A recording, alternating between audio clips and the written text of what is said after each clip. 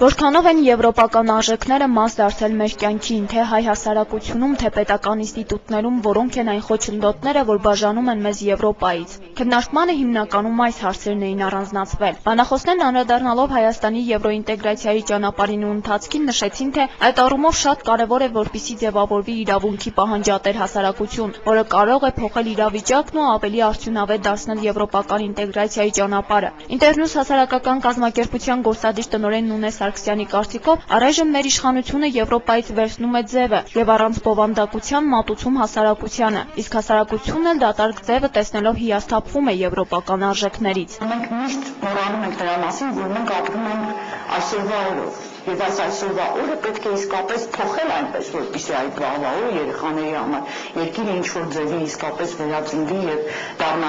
դառնա եվրոպական կամ ինչպես կցանկանայիք։ Մենք միշտ ապրում ենք կամ ապագայով, կամ անցյալով կներեք եւ դա մեր ժողովրդին շատ բնորոշ է եղել երկար տարիների ընթացքում եւ մենք միշտ փորձել ենք ապրել մեր անցյալով, մենք անցյալը մեծ դեր է կատարել, կամ մենք հիմա էլ փորձում ենք ապրել ապագայով, բայց մենք ունենք այսօր ներկա եւ այդ ներկան պետք է ինչ-որ չափով փոխել։ Մարդկային զարգացման միջազգային կենտրոնի գործադիր տնօրեն Թևան Պողոսյանի կարծիքով Հայաստանում անհրաժեշտ է, որ ձևավորվի մի խավ, որը պահանջատեր կլինի եւ փոփոխություններ կպահանջի։ Հակառակ պարագայում եվրոինտեգրացիան առավելապես կմնա իմիտացիոն տիրույթում։ Ըստ նրա, Եվրոպայից էլ օժանդակություն կարելի է ակնկալել միայն այն դեպքում, երբ Եվրոպան տեսնի, որ խոսքի եւ գործի մեջ իրապես տարբերություն չկա։ Հատկապես 2004 թվականից եվրոպական նոր հարաբերության ծրագրով մենք ընդունեցինք այն, որ այլևս բոլոր մեր ունենք դրական դաշտը եւ բոլոր մեր ունենքներն են դառնալու եվրոպական։ Նաև բանն որ ուրեմն եթե 91-ից մենք մեր ինստիտուտներն ենք փորձել եվրոպականի նման անել, բայց այդ ժամանակ օրենքները եւ ինչ-որ ներքին կառույցներ կամ կառնակարգները եղել են կամ Ռուսաստանից վերցրած արտադրված կամ ամերիկյան օժանդակությամբ եկած USAID փոխագետներից ամերիկյան ինչ-որ ոճերով վերցած։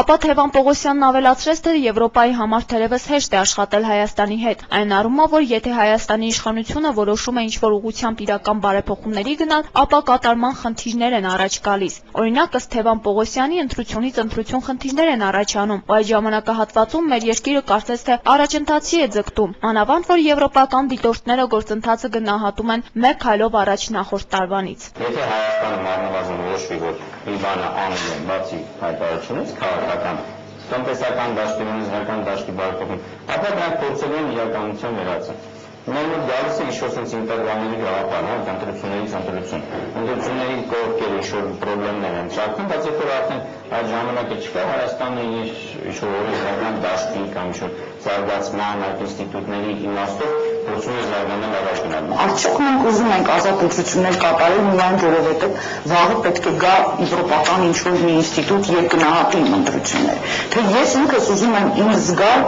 շատ ավելի ինքս ինձ հարգողմատ եւ ուղղակի իմ երկրի քաղաքացի, որը իսկապես իրավունք ունի վաղը իմ ընտրված իշխանության ներկայացնել այդ պահանջները։ Նունե Սարգսյանը նշեց, թե համաձայն չէ այն կարծիքին, որ ժողովրդավարության ճանապարհը երկար ճանապարհ է եւ այն միտված է արդյունք արձանագրել ապագայում։ Այստեղ չի խոսվում ինչ-որ մի օտար արժեքային համակարգի մասին, որ սա ոչ միայն փոքրամասնությունների հարց է, ինչպես շատ հաճախ սիրում են խոսել,